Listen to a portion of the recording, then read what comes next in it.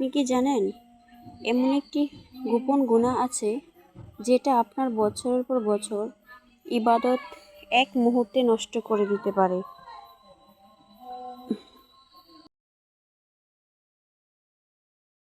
আপনি নামাজ পড়েছেন, রোজা রেখেছেন, দান করেছেন, সব কিছু ঠিকঠাক, কিন্তু তারপরও যদি আপনার সব আমল নষ্ট হয়ে যায় তাহলে কেমন লাগবে বলেন?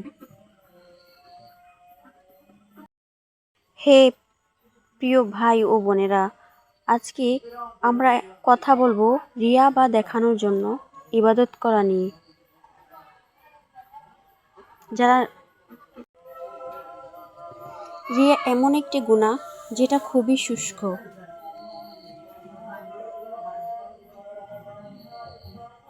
এটা আমরা বুঝতে পারি না যে, কিন্তু এটা আমাদের অন্তরে ধীরে ধীরে নষ্ট করে দেয়।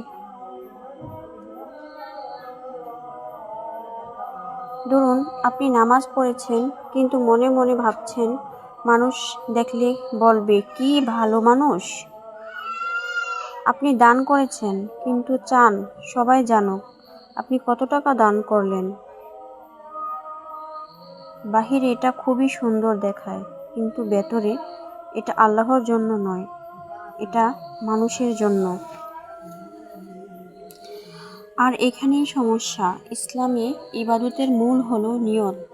যদি নিয়ত ঠিক না থাকে তাহলে বড় বড় আমলও মূল্যহীন হয়ে যায়। হাদিসে এসেছে আল্লাহ বলেন, আমি শরীক পছন্দ করি না। যে আমার সাথে অন্য কাউকে শরীক করে আমি তাকে এবং তার আমলকে ছেড়ে দিই। ভাবুন তো, আমরা কষ্ট করে ইবাদত করি, কিন্তু শুধু নিয়ত ভুল যাওয়ার কারণে সব কিছু হারিয়ে ফেলি। এটা কত বড় ক্ষতি।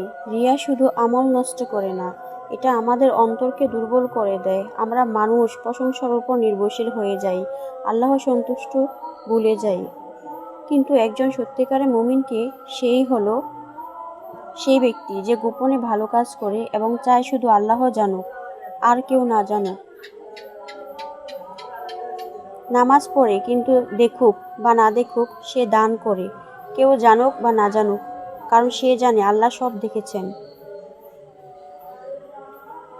তাই আসুন আজ থেকে আমরা নিজের নিয়ত ঠিক করি। প্রতিটি কাজের আগে নিজেকে প্রশ্ন করি, এটা আমাদের জন্য ঠিক করেছি।